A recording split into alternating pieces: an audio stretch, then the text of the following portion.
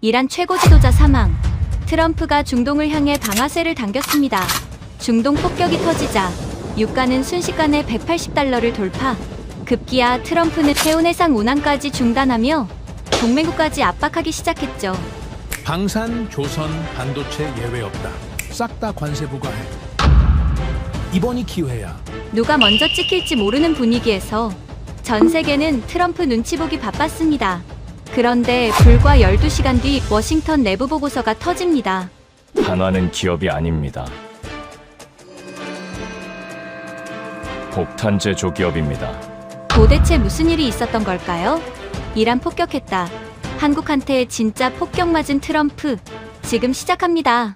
안녕하세요. 저는 리처드 볼튼이라고 합니다. 미국 국방부 해군 조달 및 함정사업 차관보로 일하고 있죠. 쉽게 말씀드리면 미 해군이 바다 위에서 굴리는 모든 철덩어리의 예산과 발주를 관리하는 사람입니다. 군함이든 수송선이든 부품 하나까지 제 책상을 거치지 않으면 태평양의 볼트 한 개도 못 띄웁니다. 이 일을 15년째 하고 있으니까 웬만한 국제 뉴스에는 심장이 뛰지 않습니다. 그런데 어제 비공개 뉴스를 듣고 뇌가 찢어질 것처럼 충격을 받았죠. 하미레이 사망. 이란 최고 지도자가 사망했다는 첩보였습니다. 하지만 제가 더 충격받은 건 사망 그 자체가 아닙니다. 중동에서 미사일이 날아가도 남중국해에서 함정끼리 스쳐 지나가도 제가 할 일은 똑같거든요. 숫자를 보고 물량을 확인하고 일정을 맞추는 겁니다. 아니나 다를까 국방부 보안회선으로 걸려온 긴급 통화가 왔어요. 수화기 너머로 해군작전 사령부 정보분석관의 목소리가 들렸는데 그 친구가 12년 경력에 한 번도 목소리가 떨린 적이 없는 사람이거든요. 그런데 그날은 달랐습니다. 첫 마디가 이랬어요. 볼튼 차관보님, 호르무즈가 막혔습니다. 저는 침대에서 벌떡 일어나 앉았습니다. 호르무즈 해협. 그 단어 하나면 설명이 끝나죠. 전 세계 원유 수송량의 약 3분의 1이 통과하는 좁디 좁은 해협. 거기가 막혔다는 건 단순히 기름값이 오른다는 뜻이 아닙니다. 세계 경제의 동맥에 피떡이 낀 겁니다. 이란 최고 지도자 사망설 이전에 먼저 호르무즈 해협 그러니깐 세계 경제가 먼저 반응한 거예요. 하미레이 사망설이 퍼진 건 그보다 사흘 전이었습니다. 처음에는 건강 이상설 정도로만 돌았어요. 그런데 후계 구도를 둘러싸고 혁명 수비대 강경파가 움직이기 시작하면서 걷잡을 수 없이 상황이 커졌습니다. 내부 권력 투쟁이 격화될수록 외부로 위기를 돌리는 건 중동 정치의 오래된 공식이잖아요. 혁명 수비대 산하 해군이 호르무즈 인근에 기뢰부설함을 전진 배치했고 이란 공영방송은 해협의 안전은 이란의 주권적 결정이라는 성명을 내보냈습니다. 시장은 당연히 미쳐 돌아갔죠. 두바이 이후 선물이 하루 만에 40% 가까이 뛰었고 LNG 현물 가격은 아예 호가 자체가 사라졌습니다. 런던 브렌트유가 $180를 찍었다는 속보가 뜨는 걸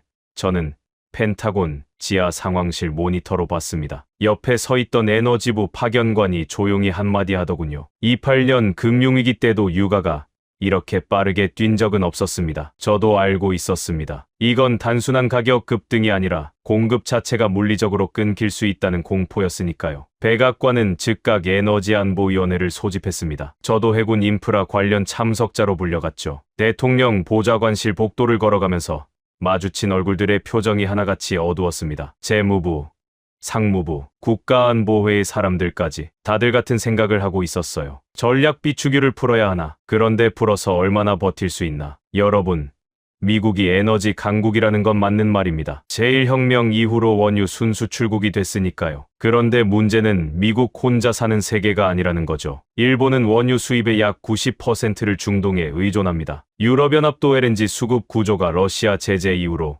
극도로 불안정한 상태였고요. 동맹국들이 흔들리면 미국의 전략적 우산도 같이 찢어집니다. 회의에서 국가안보보좌관 마이클 프레스턴이 대형 스크린에 한 장의 슬라이드를 띄웠습니다. 제목은 이랬죠. 해상에너지 인프라 확보국 비교 분석. 미국, 일본, 독일, 사우디, 한국. 5나라의 전략 비축 일수, 정유 처리 용량, LNG 저장 규모, 해상 수송 인프라가 일목요연하게 정리되어 있었습니다. 저는 당연히 사우디와 미국이 압도적으로 앞설 거라 생각했습니다. 자원 보유국이니까요. 그런데 화면을 자세히 들여다보는 순간 고개가 갸우뚱해졌습니다. 한국이었습니다. 전략 비축유 저장 일수는 미국 다음이었고 아시아에서는 단연 1위, 정유 처리 용량은 세계 5손가락 안에 들었습니다. LNG 인수기지 처리 규모는 아시아 최대급이었고 거기에 조선 산업 기반의 해상 수송 인프라까지 갖추고 있었어요. 자원이 한 방울도 나지 않는 나라가 자원 위기에 대비한 인프라에서는 세계 최상위권에 올라 있었던 겁니다. 프레스턴 보좌관이 레이저 포인터로 한국 열을 짚으며 말했습니다. 자원 빈국이 위기 대응에서 자원 부국을 앞서는 구조. 이건 우연이 아닙니다. 수십 년에 걸친 전략적 설계의 결과죠. 솔직히 고백하자면 저는 그 순간까지 한국의 에너지 인프라에 대해 깊이 생각해 본 적이 없었습니다. 한국 하면 떠오르는 건 반도체, 자동차, K-팝 정도였거든요. 에너지 안보라는 키워드에서 한국은 제 머릿속 지도에 표시조차 되어 있지 않았습니다. 그런데 숫자는 거짓말을 하지 않더군요. 한국의 비축유 규모가 어느 정도인지 아십니까? 석유 한 방울 나지 않는 나라가 유사시 수개월을 자체적으로 버틸 수 있는 양을 지하 안반에 비축해 놓고 있었습니다. 여수, 울산, 서산, 이름조차 처음 들어본 한국의 도시들에 거대한 지하 저장시설이 있었어요. 거기에 세계 최대 규모의 정유 단지까지 보유하고 있으니 원유를 수입해서 정제한 뒤 다시 수출까지 하는 구조를 갖추고 있었던 겁니다. 재무부 차관이 테이블 너머로 물었습니다. 그래서 일본과 한국, 위기 시 자체 대응력은 어느 쪽이 높습니까? 에너지부 분석관이 잠시 자료를 넘기더니 담담하게 답하더군요. 단기 충격 흡수력은 한국이 앞섭니다. 비축 규모 대비 소비량, 정유 가동률, 대체 수입선 다변화 정도까지 종합하면요. 회의실이 잠깐 조용해졌습니다. 그 침묵의 의미를 저는 알고 있었어요. 미국이 동맹 구조를 재편할 때 가장 먼저 보는 게 뭔지 아십니까? 군사력이 아닙니다. 자체 생존력입니다. 위기가 왔을 때 스스로 버틸 수 있는 나라와 즉각 구원 요청을 보내는 나라. 미국은 전자를 파트너로 후자를 부담으로 분류합니다. 그날 회의가 끝난 뒤 프레스턴 보좌관이 나가면서 저를 슬쩍 불러 세웠습니다. 복도 창 너머로 워싱턴의 늦은 오후 햇살이 길게 드리워져 있었어요. 볼튼, 해군 조달 쪽에서 한국 조선 인프라 현황 자료 좀 정리해 줄 수 있나? 함정만이 아니라 에너지 수송선 쪽까지 포함해서. 보좌관님, 범위가 꽤 넓은데요. 어느 수준까지 필요하신 겁니까? 트럼프 대통령께 올릴 수준. 그 한마디에 저는 등줄기가 서늘해지는 걸 느꼈습니다. 대통령 보고 수준이라는 건 이게 단순한 참고 자료가 아니라 정책 결정의 근거가 된다는 뜻이니까요. 사무실로 돌아오는 길에 저는 차 안에서 조용히 생각에 빠졌습니다. 호르무즈 해협이 막히면 전쟁이 시작될 거라고 다들 생각하죠. 미사일이 날아가고 항공모함이 투입되고 폭격이 이어지는 그런 장면을 떠올립니다. 하지만 현실의 전쟁은 다릅니다. 진짜 전쟁은 기름을 누가 실어 나를 수 있느냐, 배를 누가 만들 수 있느냐, 에너지를 누가 저장해 뒀느냐에서 이미 승패가 갈리는 겁니다. 그리고 그 전쟁의 판도에서 저는 한국이라는 이름을 처음으로 진지하게 바라보기 시작했습니다. 그때는 몰랐죠. 이게 시작에 불과하다는 걸. 한국이라는 나라가 제 앞에 펼쳐놓을 그림이 얼마나 거대한 것인지, 그리고 한화라는 기업이 트럼프를 어떻게 다룰지 말이죠. 그날에 저는 상상조차 하지 못하고 있었습니다. 호르무즈 사태가 터진 뒤로 펜타곤의 하루는 새벽 5시에 시작됐습니다. 정확히 말하면 끝나는 시간이 없어졌다는 게 맞겠죠. 잠깐 눈을 붙이고 일어나면 또 새로운 브리핑 자료가 쌓여 있고 상황실 모니터에는 유가, 그래프가 심전도처럼 요동치고 있었으니까요. 그런데 말입니다. 세상이라는 게 참 묘해요. 위기가 하나만 오는 법이 없거든요. 호르무즈 봉쇄로 온 세계가 에너지 수급에 정신이 팔려 있는 사이 워싱턴에서는 전혀 다른 폭탄이 터지고 있었습니다. 무역 쪽이었어요. 대통령이 상호관세 확대 행정명령에 서명한 건 호르무즈 사태가 본격화되기 직전이었습니다. 타이밍이 기가 막혔죠. 중동 위기로 세계가 미국 쪽을 바라보는 순간 대통령은 오히려 동맹국들의 목을 조이는 카드를 꺼내든 겁니다. 유럽산 철강, 알루미늄에 이어 자동차, 반도체 장비, 심지어 방산 부품까지 관세 장벽이 마치 성벽처럼 하나씩 쌓여 올라갔습니다. 저는 이게 협상 전술이라고 생각했습니다. 처음에는요. 거래의 기술이라고 하잖아요. 높게 부르고 깎아주는 척하면서 실리를 챙기는 방식. 워싱턴에서 15년을 살았으니 그 정도 패턴은 익숙했거든요. 그런데 이번에는 달랐습니다. 유럽연합이 진짜로 반격에 나섰어요. 브뤼셀에서 긴급 통상장관 회의가 열렸고 회의 직후 나온 성명서의 제목이 유럽판 슈퍼301이었습니다. 미국이 80년대에 일본을 압박할 때 썼던 그 악명 높은 통상법 조항의 이름을 그대로 빌려온 거죠. 메시지는 명확했습니다. 당신들이 우리한테 했던 걸 이제 우리도 할 수 있다. 여러분, 동맹이라는 단어가 얼마나 아름답게 들리는지 아십니까? 공동의 가치, 자유 세계의 연대, 규칙 기반 질서. 연설문에서는 그렇게 쓰죠. 하지만 무역 테이블 위에 올라오는 순간 동맹은 산술이 됩니다. 수출입 적자 숫자, 시장 점유율 %, 관세율 소수점 아래의 둘째 자리. 감정이 끼어들 틈이 없어요. 그 와중에 제 눈을 의심하게 만든 뉴스가 하나 터졌습니다. 독일 총리가 베이징을 방문한 겁니다. 호르무즈 위기 한복판에 미국의 가장 오래된 유럽 동맹국 수장이 중국 수도에 내려선 거예요. 공식 의제는 경제 협력 확대였지만 진짜 메시지는 다른 데 있었죠. 방문 이틀째에 에어버스와 중국 항공사 간 대규모 항공기 구매 계약이 체결됐습니다. 규모가 어마어마했어요. 300대가 넘는 물량이었고 금액으로 따지면 수백억 달러 단위였습니다. 펜타곤 구내 식당에서 점심을 먹다가 그 뉴스를 본 해군 참모부 동료가 포크를 내려놓으며 말했습니다. 독일이 우리 뒤통수를 친 건가? 아니면 우리가 먼저 독일 뒤통수를 친 건가? 저는 대답하지 않았습니다. 대답할 수가 없었거든요. 둘 다 맞는 말이었으니까요. 미국이 관세로 유럽을 압박하자 독일은 중국이라는 카드로 응수한 겁니다. 우리 없이도 장사할 곳은 있다. 행동으로 보여준 거죠. 국가안보회의 프레스턴 보좌관이 이 상황을 어떻게 정리했는지 아십니까? 매주 금요일에 열리는 전략조정회의에서 그가 화면에 띄운 슬라이드 제목이 동맹 이탈 시나리오였습니다. 동맹이 이탈한다. 미국 국가안보회의가 공식 회의에서 이런 제목을 쓴다는 것 자체가 얼마나 심각한 상황인지 워싱턴에서 일해본 사람이라면 바로 느낄 겁니다. 그 회의에서 제가 직접 관여하게 된 안건이 있었습니다. 한화 관련 건이었어요.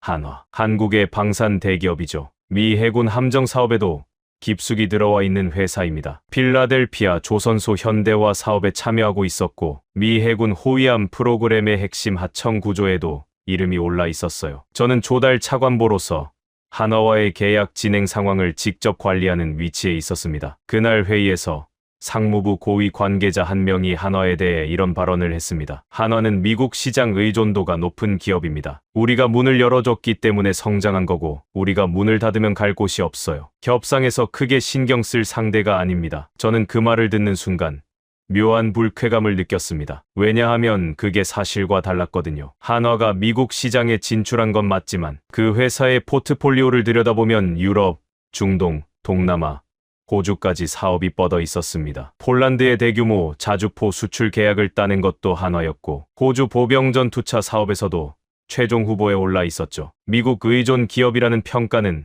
솔직히 말하면 한국 방산의 글로벌 확장 속도를 제대로 추적하지 못한 데서 나온 오판이었습니다. 하지만 그 자리에서 제가 반박할 위치는 아니었어요. 상무부 의견이 곧 통상 정책의 기초가 되는 구조에서 해군 조달 차관보가 나서서 한국 기업을 과소평가하지 마세요라고 말하는 건 월권이니까요. 회의가 끝나고 사무실로 돌아오자마자 저는 한화의 최근 사업 보고서를 다시 펼쳤습니다. 그리고 한 가지 변화를 포착했어요. 한화의 내부 문건에서 정책 리스크 재평가라는 항목이 새로 추가되어 있었던 겁니다. 미국 상호관세 확대에 따른 사업 환경 변화 분석, 대체 시장 확보 전략 수립, 공급망 다변화 옵션 검토. 항목 하나하나가 구체적이었고 날짜까지 찍혀 있었습니다. 이건 감정적인 반응이 아니었어요. 여러분, 이 부분을 정확히 이해하셔야 합니다. 한국 기업이 미국의 관세 정책에 대해 분노하거나 서운해하거나 항의 성명을 낸 게 아닙니다. 그들은 조용히 스프레드시트를 펼치고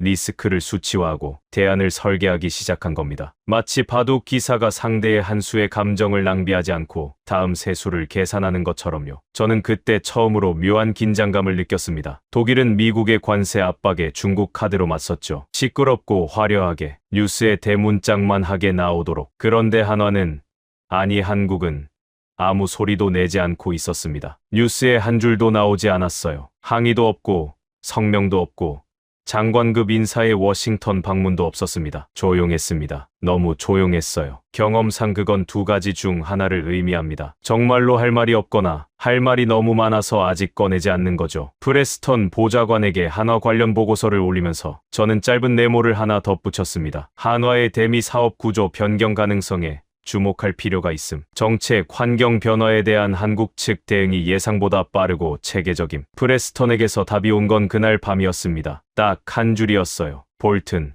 한국 쪽 움직임 계속 추적해. 유럽보다 한국이 더 신경 쓰인다. 유럽보다 한국이 더 신경 쓰인다. 미국 국가안보보좌관의 입에서 나온 그 한마디가 제 머릿속에 며칠째 맴돌았습니다. 독일이 대놓고 중국과 손을 잡는 동안 한국은 침묵 속에서 무언가를 준비하고 있었습니다. 그리고 침묵하는 쪽이 더 위험하다는 건 이 바닥에서 오래 살아남은 사람이라면 누구나 아는 사실이죠. 그때까지만 해도 저는 이 모든 게 통상 문제의 연장선이라고 생각했습니다. 관세 조정하고 협상 테이블에서 숫자 몇 개 맞추면 정리될 일이라고요. 얼마나 순진한 생각이었는지 저는 곧 뼈저리게 깨닫게 됩니다. 그날은 목요일이었습니다. 워싱턴의 목요일이라는 게 보통은 한 주의 피로가 누적되면서도 아직 금요일 회의를 앞둔 묘한 긴장감이 도는 날이거든요. 저는 아침 7시에 펜타곤에 출근해서 늘 하던 대로 해군 조달 일정표를 훑고 있었습니다. 함정 부품 납기 현황, 조선 소별 공정률,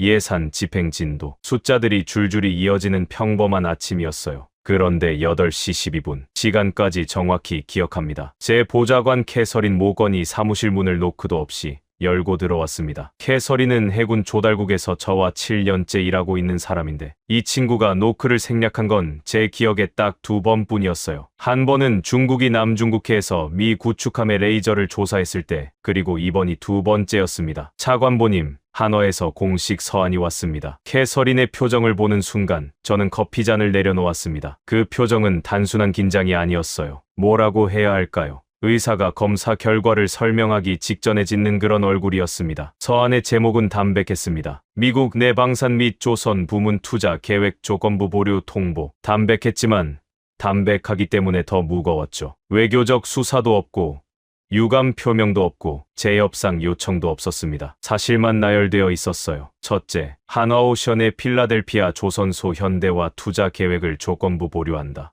둘째, 미 해군 호위함 프로그램 관련 하청 부품 공급 일정에 대해 재검토를 개시한다. 셋째, 상기 결정은 최근 미국 통상 정책 변화에 따른 투자 환경 리스크 재평가에 기반한다. 그리고 마지막 줄, 넷째, 본 통보일로부터 48시간 이내에 미국 측의 정책 방향에 대한 서면 확인을 요청한다. 48시간. 이틀입니다. 한국 기업이 미국 국방부에 이틀의 시한을 준 겁니다. 여러분, 이게 얼마나 전례 없는 일인지 감이 오십니까? 미국 방산 시장에서 해외 기업이 미 국방부에 기한을 설정해서 서한을 보낸 사례를 저는 알지 못합니다. 보통은 반대죠. 미국이 기한을 주고 상대가 맞추는 겁니다. 그게 이 시장의 문법이었어요. 수십 년간 한 번도 깨진 적 없는. 저는 서한을 2번 읽었습니다. 세 번째 읽을 때 한 가지 문장에서 눈이 멈췄어요. 본 결정은 투자 계약서 제14조 나항에 명시된 정책 급변 시 투자 중단 조항에 근거한다. 계약서를 끌어온 겁니다. 감정이 아니라 조항을 무기로 쓴 거예요. 저는 즉시 법무자문관실에 연락했습니다. 해군 조달국 법무자문관 데이비드 린치가 계약서 원본을 들고 제 사무실로 뛰어온 건 30분도 안 돼서였습니다. 차관보님, 확인했습니다. 제14조 나항 정책 급변 조건부 중단 조항입니다. 투자 대상국의 통상 정책이 계약 체결 시점 대비 중대하게 변경되어 투자 수익성 또는 사업 연속성에 현저한 영향을 미칠 경우 투자자는 서면 통보로 투자 이행을 보류할 수 있다. 이 조항은 한화 측이 계약 초기 단계에서 삽입을 요구했고 당시 우리 측 협상단이 수용한 겁니다. 당시에 왜 수용한 거지? 린치가 안경을 벗으며 솔직하게 답했습니다. 솔직히 말씀드리면 당시에는 발동될 일이 없을 거라고 봤습니다. 미국 통상 정책이 이 정도로 급변할 거라고는 아무도 예상하지 못했으니까요. 그러니까 정리하면 이겁니다. 한화는 미국에 투자하기로 할 때 이미 미국이 언젠가 게임의 규칙을 바꿀 수 있다는 가능성을 계약서에 녹여 넣어둔 겁니다. 보험을 든 거예요. 그것도 아주 정밀하게. 그리고 상호관세가 터지자 그 보험 증서를 테이블 위에 꺼내놓은 거죠. 이건 즉흥이 아니었습니다. 계획이었어요. 소식은 빠르게 퍼졌습니다. 오전 중으로 국방장관실, 국가안보회의, 상무부, 재무부까지 서한 사본이 돌았고 점심 전에 긴급 대책회의가 소집됐습니다. 장소는 펜타곤이 아니라 백악관 지하 상황실이었어요. 해군 사안이 백악관으로 올라간다는 건 이게 더 이상 군사 문제가 아니라 정치 문제가 됐다는 뜻입니다. 회의에 들어서자마자 공기가 달랐습니다. 상무부 쪽 인사들의 표정이 특히 눈에 띄었어요. 며칠 전 한화를 미국 의존 기업이라고 평가절하했던 바로 그 사람들이었거든요. 지금은 아무도 그런 말을 하지 않았습니다. 상무부 통상차관보가 먼저 입을 열었습니다. 한화의 투자 보류가 현실화되면 보조금 환수 절차를 검토해야 합니다. 미국 내 투자에 대해 세금 감면과 보조금을 제공한 바 있으니까요. 보조금 환수. 들으면 강력한 카드처럼 들리죠. 우리가 준 돈을 돌려받겠다. 그런데 제가 즉시 느낀 건 그게 아니었어요. 이건 압박이 아니라 허세에 가깝다는 걸 저는 알고 있었거든요. 보조금 환수 절차가 실제로 발동되려면 법적 요건이 까다롭고 시간이 오래 걸리고 무엇보다 한화 측이 계약서에 그 가능성까지 이미 반영해둔 상태였으니까요. 그때 프레스턴 보좌관이 개입했습니다. 조용하지만 회의실 전체의 시선을 잡아끄는 목소리로요. 보조금 이야기 전에 납기부터 이야기합시다. 납기. 관세 분쟁을 논의하는 자리에서 갑자기 애군 납기라는 단어가 튀어나온 겁니다. 회의실에 있던 상무부와 재무부 사람들이 고개를 갸우뚱했어요. 저는 그 순간 등줄기에 찬 기운이 흐르는 걸 느꼈습니다. 프레스턴이 제 쪽을 봤거든요. 볼튼 차관보, 한화의 투자 보류가 미 해군 함정 사업 일정에 미치는 영향을 브리핑해 주시겠습니까? 저는 준비한 자료를 꺼냈습니다. 사실 준비했다기보다 서한을 받은 직후부터 이 질문이 나올 걸 알고 있었다는 게 맞겠죠. 현재 한화오션은 미 해군 차기 호위함 프로그램에서 핵심 구조물 제작과 특수 용접 공정을 담당하고 있습니다. 이 부분이 보류되면 1호함 인도 일정이 최소 18개월에서 24개월 지연됩니다. 대체 업체를 찾는다 해도 한화 수준의 대형 함정 건조 역량을 가진 조선소는 전 세계의 손에 꼽힙니다. 미국 내에서는 사실상 없고요. 회의실이 조용해졌습니다. 상무부 통상차관보의 얼굴에서 핏기가 빠지는 게 보였어요. 보조금 환수로 압박하겠다던 그 자신감이 납기 지연이라는 네 글자 앞에서 종이처럼 구겨지고 있었습니다. 프레스턴이 화면을 전환했습니다. 한화그룹의 사업 구조도가 떴어요. 여러분, 한화라는 기업을 일반적인 한국 방산 회사로 보면 안 됩니다. 그가 하나씩 짚어나갔습니다. 화약 제조에서 시작한 회사가 방산, 조선,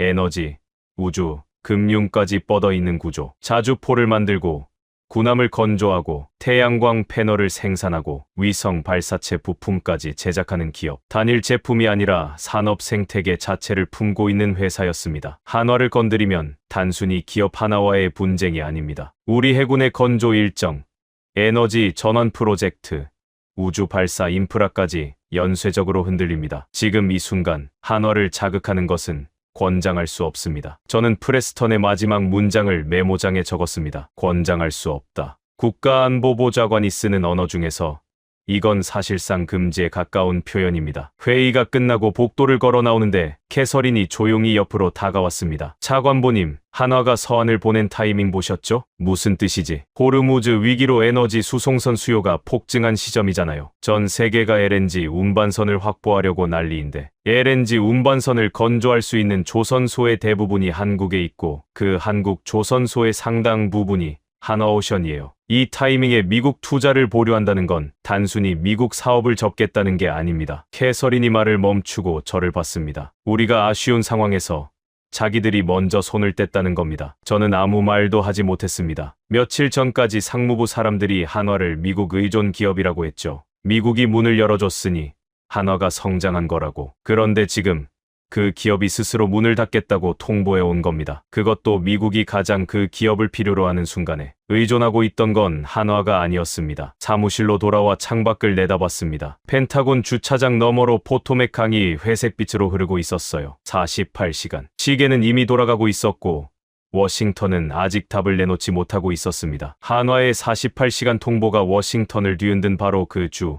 세상은 또 한 번 예상을 빗나갔습니다. 호르무즈 해협 상황이 안정되기는커녕 더 악화된 겁니다. 이란 혁명 수비대가 해협 통과 선박에 대한 임검 권한을 선포했고 실제로 사우디 국적 유조선 한 척이 억류되는 사건이 터졌어요. 억류라는 단어가 뉴스에 뜨는 순간 전 세계 해운 보험료가 하루 만에 3배로 뛰었습니다. 보험료가 3배라는 게 무슨 뜻인지 아십니까? 배를 띄우는 비용 자체가 3배가 된다는 겁니다. 기름값이 오르는 것과는 차원이 다른 문제예요. 기름은 비싸도 살 수 있지만 배를 못 띄우면 기름 자체를 실어 나를 수가 없으니까요. 그리고 그 순간부터 전쟁의 무대가 바뀌었습니다. 미사일과 항공모함의 전쟁이 아니라 배를 누가 가지고 있느냐의 전쟁으로요. LNG 운반선. 저는 이 일을 하기 전까지 이 배가 뭔지 정확히 몰랐습니다. 액화 천연가스를 영하 163도로 냉각해서 바다 위로 실어 나르는 초대형 특수 선박이죠. 길이가 300m가 넘고 한 척 가격이 3억 달러에 육박합니다. 이 배 없이는 천연가스 무역 자체가 불가능해요. 파이프라인이 닿지 않는 곳에 가스를 보내려면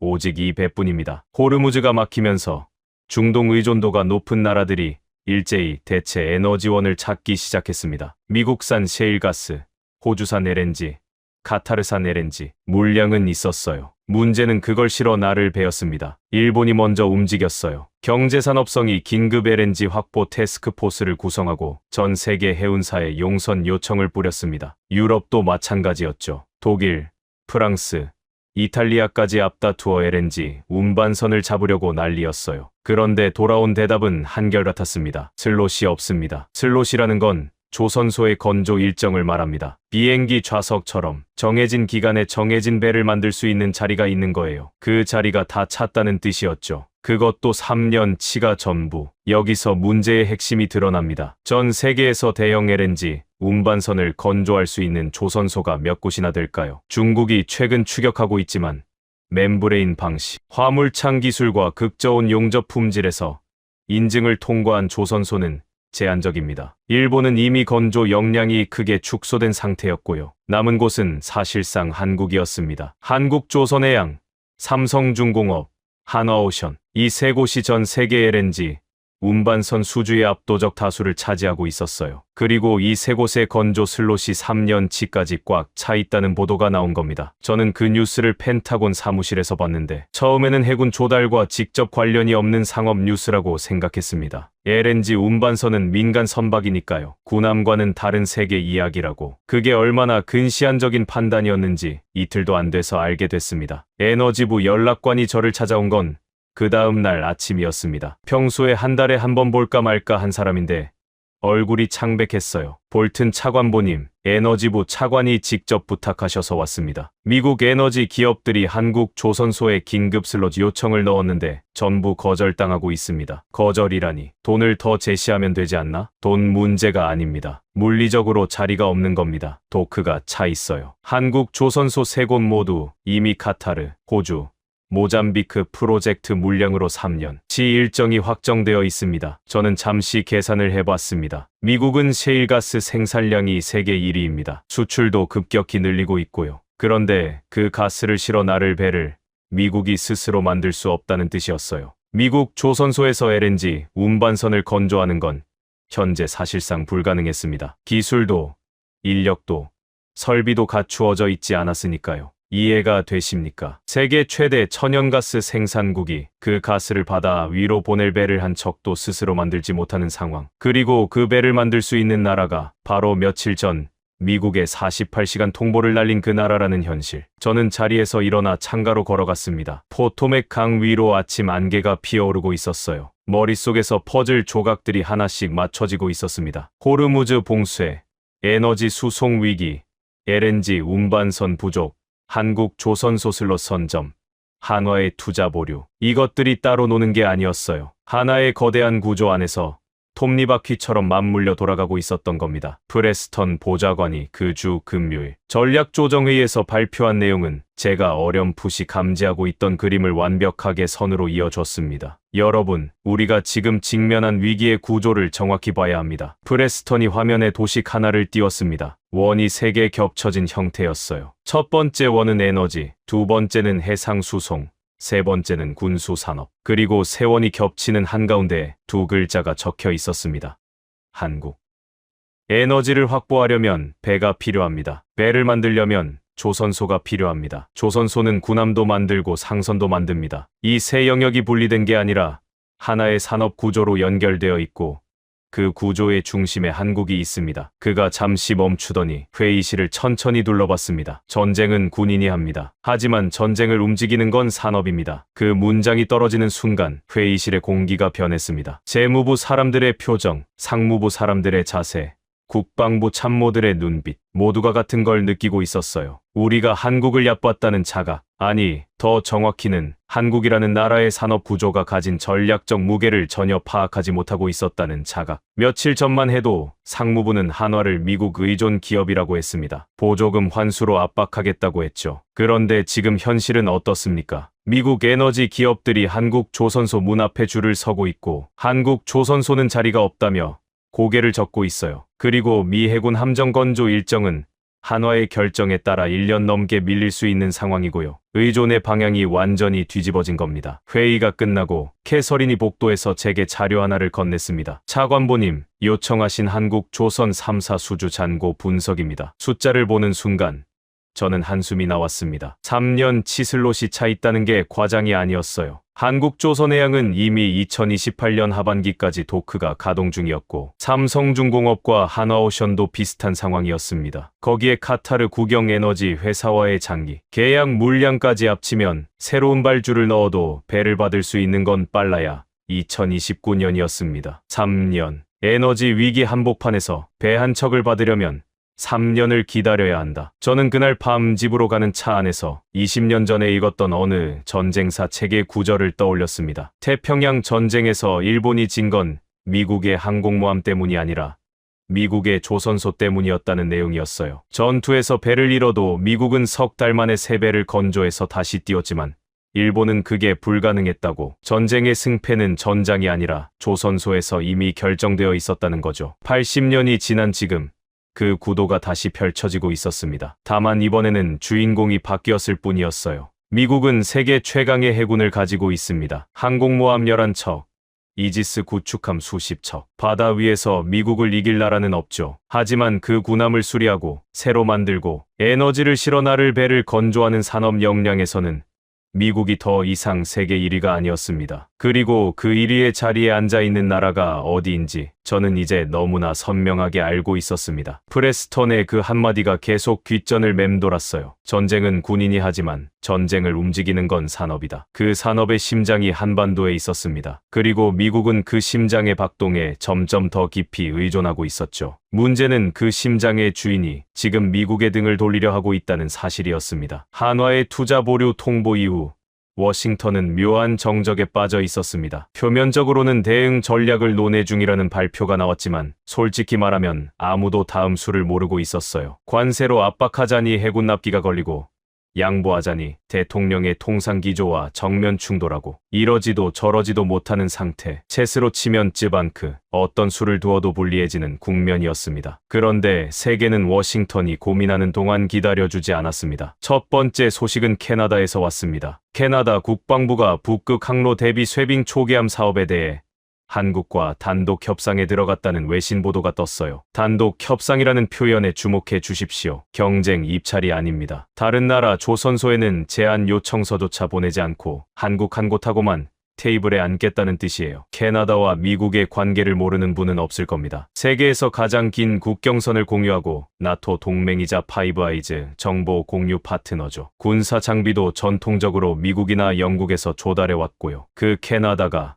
함정 사업을 한국과 단독으로 이야기하겠다. 저는 이 뉴스를 보고 즉시 해군정보국의 동맹국 방산 동향 보고서를 요청했습니다. 돌아온 분석의 핵심은 이랬어요. 캐나다는 자국 조선소인 밴쿠버 어빙 쉬비아드의 건조 지연 문제로 수년째 골머리를 앓고 있었고 기존 미국 및 영국 방산 업체들의 견적은 계속 올라가기만 했으며 호르무즈 사태 이후 북극 항로의 전략적 가치가 급부상하면서 더 이상 기다릴 여유가 없어진 겁니다. 빠르고 정확하고 가격이 합리적인 파트너가 필요했는데 조건을 다 충족하는 곳이 한국밖에 없었다는 거죠. 그런데 캐나다는 시작에 불과했습니다. 며칠 뒤 이번엔 폴란드에서 소식이 왔습니다. 폴란드 국방부 차관이 공식 기자회견에서 한화와의 방산, 협력 물량을 추가 확대하는 방안을 검토 중이라고 밝힌 겁니다. K9 자주포 추가 도입, K2 전차 공동 생산 확대, 거기에 탄약 생산 라인 기술 이전까지 규모가 당초 계약보다 훨씬 커지고 있었어요. 기자가 물었습니다. 왜 한화입니까? 유럽에도 방산 기업이 많지 않습니까? 폴란드 차관의 대답이 아직도 제 기억에 선명합니다. 한화는 위기 때 계약을 지킨 기업입니다. 우크라이나 사태 이후 유럽 방산 업체들의 납기가 4년,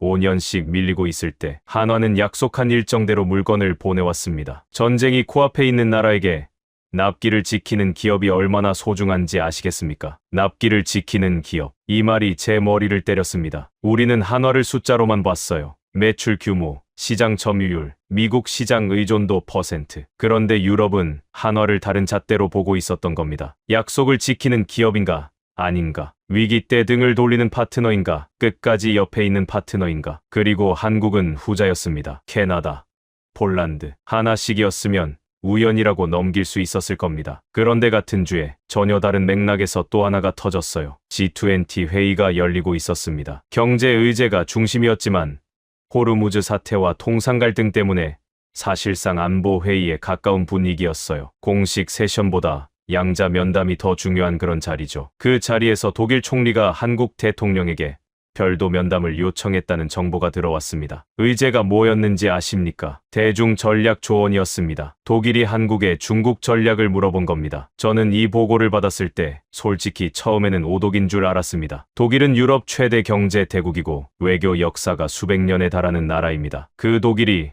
동아시아의 중견국인 한국에 중국 전략을 묻는다고요. 프레스턴 보좌관에게 재확인을 요청했더니 그가 건조하게 답하더군요. 사실입니다. 독일은 중국 시장 의존도를 줄이고 싶지만 방법을 모릅니다. 한국은 중국과 경제적으로 깊이 엮여 있으면서도 반도체, 배터리, 방산에서 독자적 경쟁력을 유지하고 있죠. 독일이 보기에 한국은 중국 리스크를 관리하면서 성장하는 유일한 모델입니다. 유일한 모델. 그 표현이 저를 멈추게 했습니다. 한국이 더 이상 단순히 물건을 잘 만드는 나라가 아니라 전략적 판단을 참고할 대상이 된 거예요. 수출 강국에서 전략 조언자로 그 이동이 소리 없이 그러나 확실하게 일어나고 있었습니다. 저는 이 세 가지 사안을 엮어서 긴급 보고서를 작성했습니다. 제목을 뭐라고 붙였는지 아십니까? 동맹 축 이동 가능성 보고서. 제가 직접 쓰고도 손이 떨리는 제목이었어요. 동맹의 축이 이동한다. 이건 단순히 한국이 잘 나간다는 이야기가 아닙니다. 미국을 중심으로 짜여있던 동맹 네트워크의 무게중심이 미세하게 그러나 분명하게 움직이고 있다는 경고였습니다. 보고서의 핵심 단락을 쓸 때 저는 펜을 놓고 한참을 생각했습니다. 팩트만 나열하면 이렇습니다. 캐나다가 함정 사업을 한국과 단독 협상한다. 폴란드가 한화와의 방산 물량을 확대한다.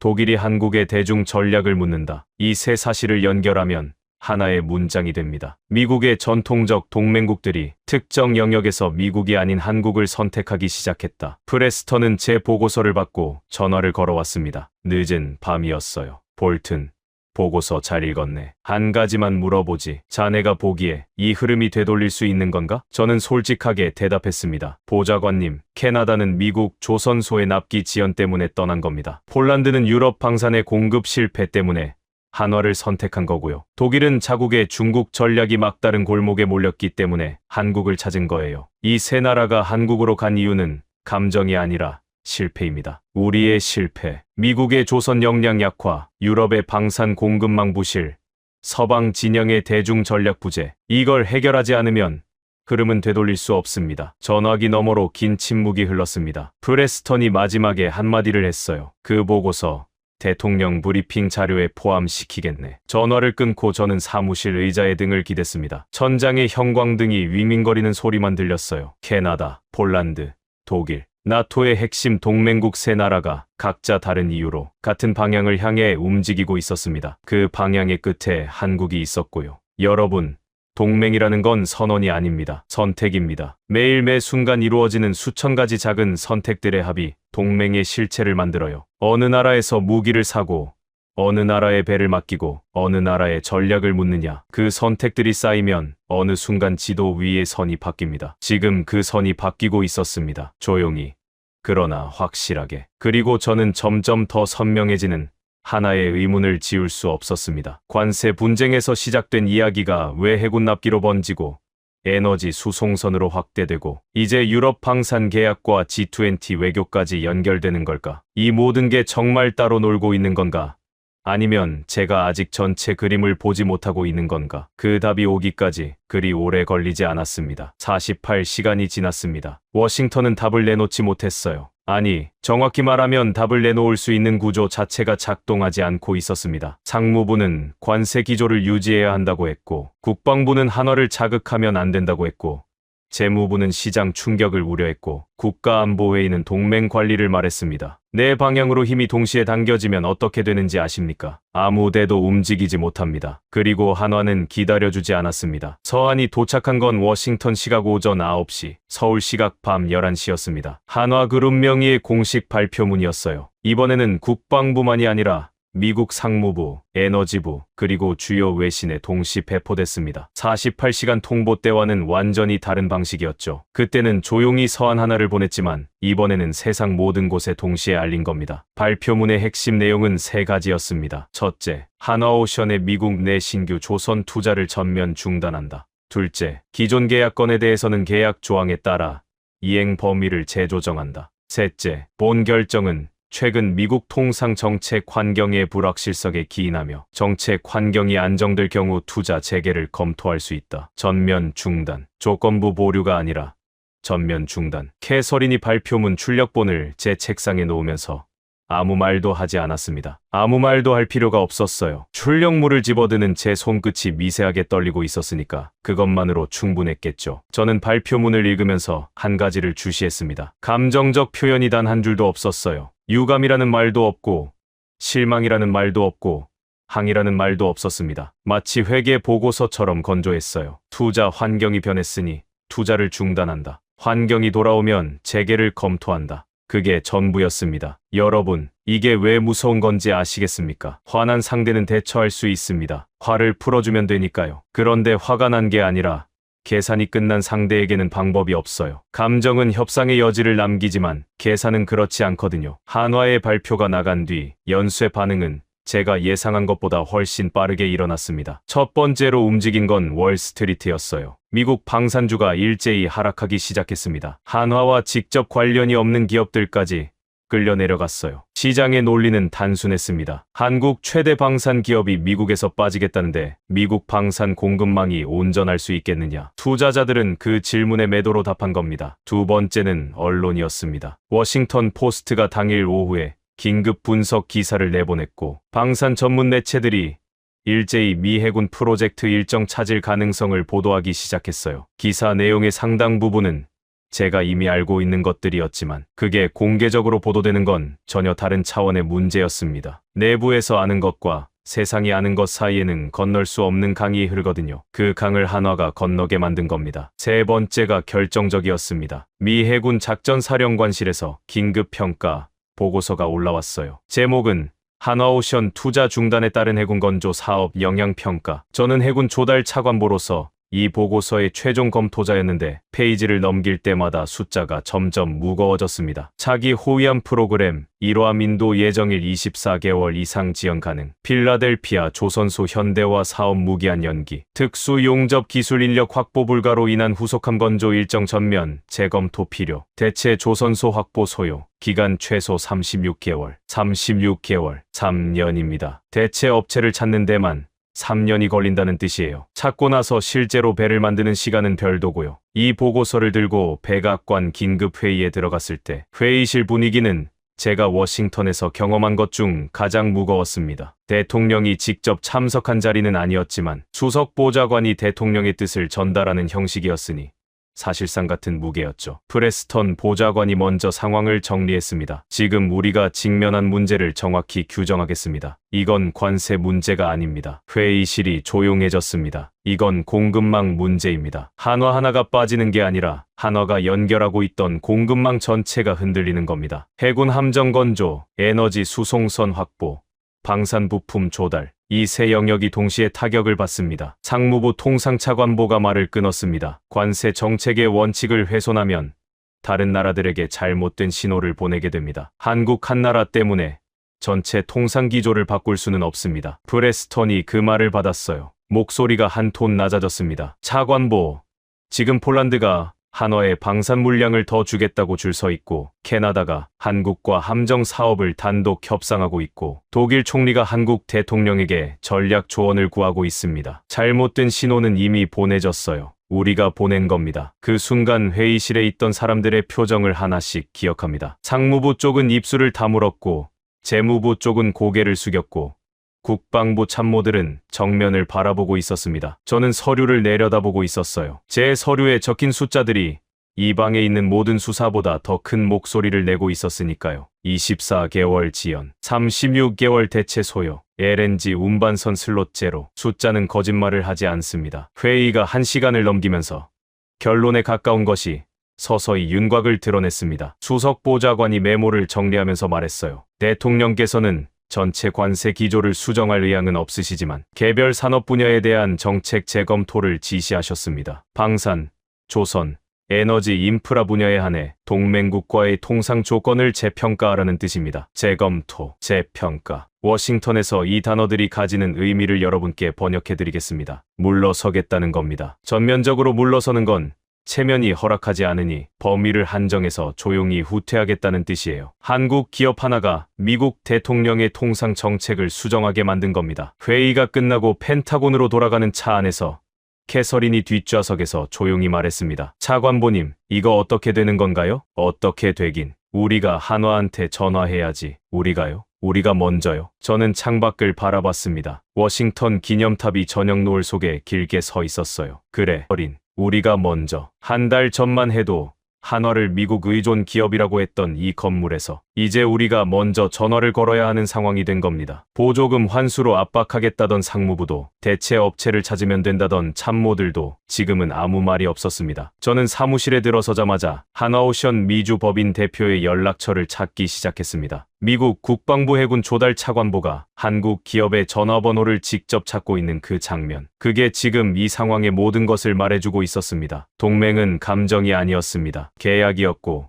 공급망이었고, 납기일이었습니다. 그리고 그 모든 것의 중심에서 한국은 단 한 번도 목소리를 높인 적이 없었어요. 숫자로 말했고, 조항으로 말했고, 행동으로 말했습니다. 조용한 쪽이 더 무섭다고 제가 처음에 말씀드렸죠. 그 말이 틀리지 않았다는 걸 저는 지금 온몸으로 느끼고 있었습니다. 한화에 전화를 걸기 전에 저는 먼저 해야 할 일이 있었습니다. 대통령 브리핑 자료를 완성하는 거였어요. 프레스턴 보좌관이 제 동맹 축 이동 보고서를 브리핑에 포함시키겠다고 했으니까 숫자 하나 틀리면 안 되는 상황이었죠. 그런데 자료를 정리하면 할수록 이상한 기분이 들었습니다. 제 책상 위에 놓인 서류들을 한번 보십시오. 호르무즈 해협 봉쇄 분석, 유가 급등 영향평가, 상호관세 정책 검토, 한화 투자 중단 대응, LNG 운반선 수급 현황, 캐나다 함정 사업 동향, 폴란드 방산 확대 보도, 미 해군 건조 일정 차질 보고서. 서류가 8종류, 분야가 전부 달랐습니다. 에너지,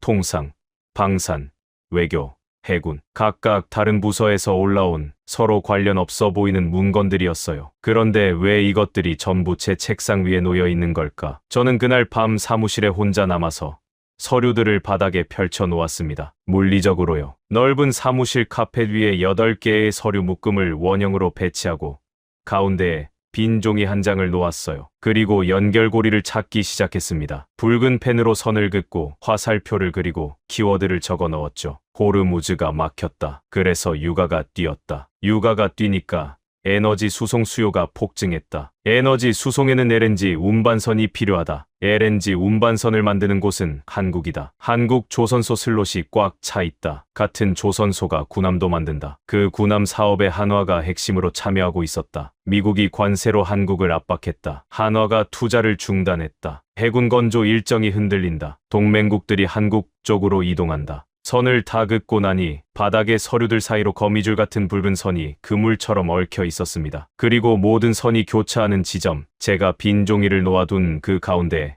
하나의 단어를 적어 넣었습니다. 공급망. 이 모든 위기의 공통 원인은 하나였어요. 공급망을 건드린 겁니다. 중동 위기는 에너지 공급망을 흔들었고, 상호관세는 산업 공급망을 위협했고, 한화의 철수는 군사 공급망을 끊어버렸습니다. 세 개의 서로 다른 위기처럼 보였지만 뿌리는 같았어요. 그리고 그 세 공급망이 모두 교차하는 나라가 한국이었던 겁니다. 그 순간 저는 의자에서 일어나 창가로 걸어갔습니다. 밤 11시에 펜타곤 주차장에는 차가 몇 대 남아있지 않았어요. 어둠 속에서 멀리 워싱턴 기념탑의 항공 경고등이 붉게 깜빡이고 있었습니다. 머릿속에 하나의 질문이 떠올랐어요. 한국은 어떻게 이 위치에 오게 된 걸까? 자원이 없는 나라입니다. 석유도 안 나오고, 가스도 안 나오고, 철광석도 부족하고, 영토는 좁고, 인구는 5천만 명 남짓이에요. 옆에는 중국이라는 거대한 그림자가 드리워져 있고 북쪽에는 여전히 전쟁이 끝나지 않은 상대가 있죠. 객관적 조건만 보면 이 나라가 세계 공급망의 핵심 변수가 될 이유가 없습니다. 그런데 된 겁니다. 왜일까요? 다음 날 아침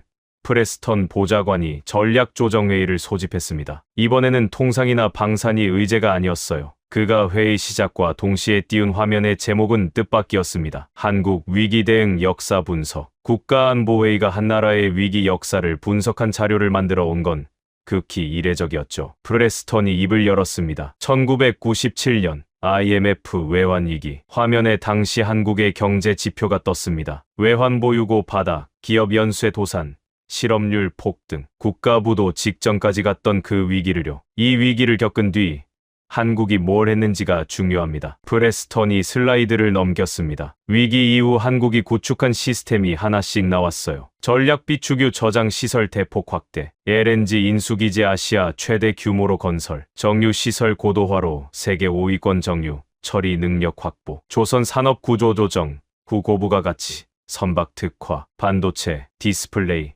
배터리에 이어 방산 수출 다각화. 여러분, 이게 한두 해에 된 일이 아닙니다. 25년이 넘는 시간 동안 위기를 겪을 때마다 한 겹씩 쌓아 올린 겁니다. 자원이 없으니까 비축 시스템을 만들었고, 내수가 작으니까 수출 구조를 만들었고, 안보가 불안하니까 방산을 키웠습니다. 저는 메모를 하다가 손을 멈췄습니다. 프레스턴의 분석을 들으면서 제 머릿속에 하나의 이미지가 떠올랐거든요. 어렸을 때 아버지가 보여준 나무 이야기였습니다. 토양이 척박한 곳에서 자란 나무가 뿌리를 더 깊이 내린다고. 좋은 땅에서 자란 나무는 뿌리가 얕아서 태풍에 쓰러지지만 바위 틈에서 자란 나무는 바위를 뚫고 들어간 뿌리 때문에 어떤 바람에도 버틴다고요. 한국이 그런 나무였습니다. 자원의 척박함이 오히려 생존 시스템을 깊게 만든 거예요. 회의 중반 국방부 전략기획국장이 손을 들었습니다. 보좌관님, 그러면 우리의 결론은 뭡니까? 한국이 대단한 나라라는 겁니까? 프레스턴의 대답이 회의실의 온도를 바꿨습니다. 아닙니다. 결론은 한국이 대단한 나라라는 게 아니라 한국을 통제할 수 없다는 겁니다. 침묵이 흘렀습니다. 기획국장의 손이 천천히 내려갔어요. 해상, 에너지, 방산, 이 세 영역을 동시에 보유한 국가는 세계의 극소수입니다. 미국, 중국, 그리고 한국. 러시아는 해상이 약하고 일본은 방산 수출이 제한적이고 유럽은 조선이 사실상 붕괴했습니다. 세 영역을 모두 가지고 있으면서 동맹 네트워크와 기술 수준까지 갖춘 나라. 그런 나라를 관세로 압박하면 어떻게 되는지 우리는 지금 경험하고 있는 겁니다. 저는 회의실을 둘러봤습니다. 다들 화면을 보고 있었지만 눈은 화면이 아니라 각자의 생각 속에 있었어요. 상무부 통상차관보는 턱을 꿰고 고개를 약간 숙이고 있었습니다. 며칠 전 한화를 의존 기업이라고 했던 그 사람이 지금은 펜을 돌리지도 않고 가만히 앉아 있었어요. 재무부 차관이 조심스럽게 입을 열었습니다. 프레스턴 보좌관, 한화에 대한 대응 방향을 어떻게 보고 계십니까? 프레스턴이 답하기 전에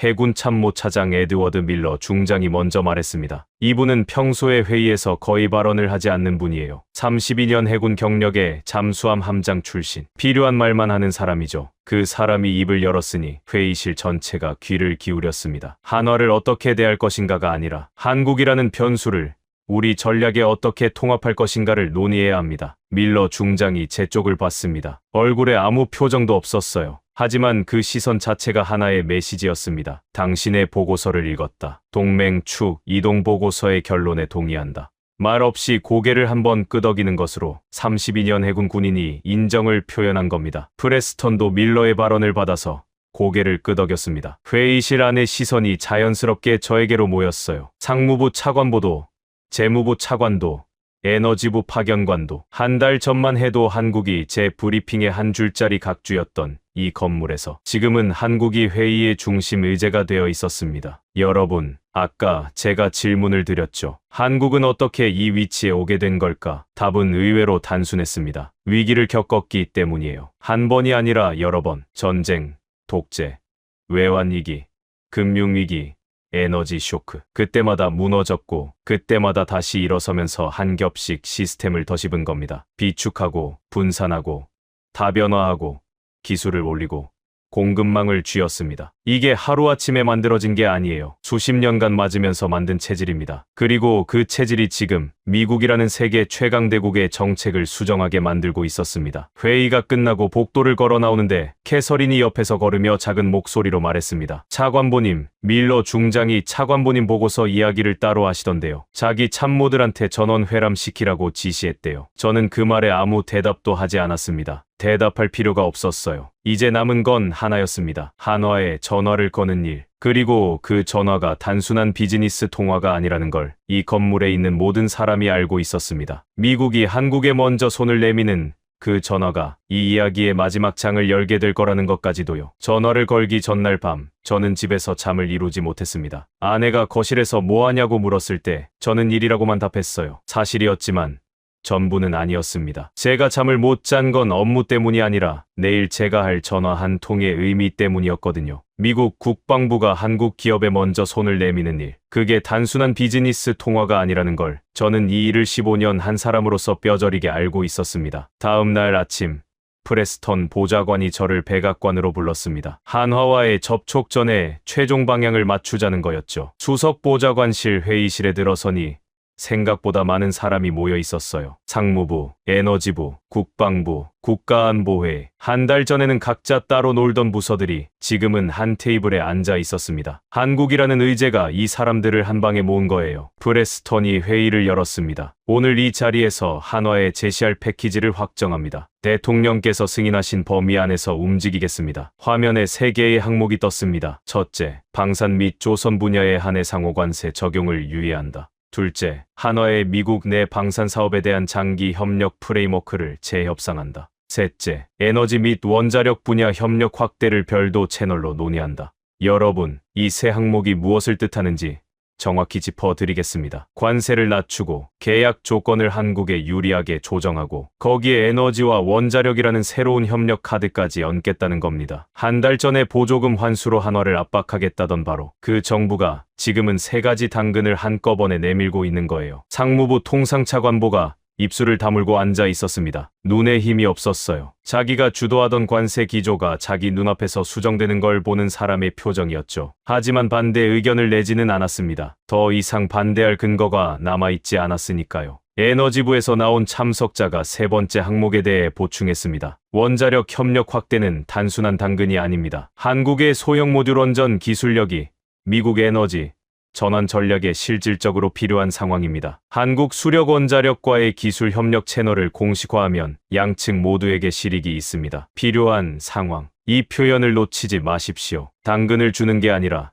우리에게도 필요하다고 인정한 겁니다. 미국이 한국에 호의를 베푸는 구도가 아니라 미국이 한국의 역량을 필요로 하는 구도. 테이블의 기울기가 완전히 달라져 있었습니다. 그날 오후 저는 한화오션 미주법인 대표에게 전화를 걸었습니다. 상대방은 예의 바르고 차분했어요. 감정의 기복이 전혀 없었습니다. 제가 미국 측에 재협상 의향을 전달하자 상대방은 짧게 답했습니다. 볼튼 차관보님, 말씀 잘 들었습니다. 본사와 협의 후 서면으로 회신드리겠습니다. 그게 전부였어요. 환영한다는 말도 없고 감사하다는 말도 없었습니다. 서면으로 회신하겠다. 비즈니스 언어의 정석이었죠. 저는 전화를 끊고 나서 묘한 감정을 느꼈습니다. 미국이 먼저 손을 내밀었는데 상대는 그 손을 즉시 잡지 않고 검토하겠다고 한 거예요. 오만함이 아니었습니다. 철저함이었죠. 감정으로 결정하지 않고 서면으로 확인하고 본사와 합의한 뒤에 움직이는 방식. 이 사람들은 처음부터 끝까지 이랬습니다. 한화 본사의 공식 회신이 온 건 이틀 뒤였습니다. 회신과 함께 한화그룹 김승현 회장의 입장문이 별도로 첨부되어 있었어요. 공식 채널을 통해 배포된 문건이었습니다. 저는 그 입장문을 읽으면서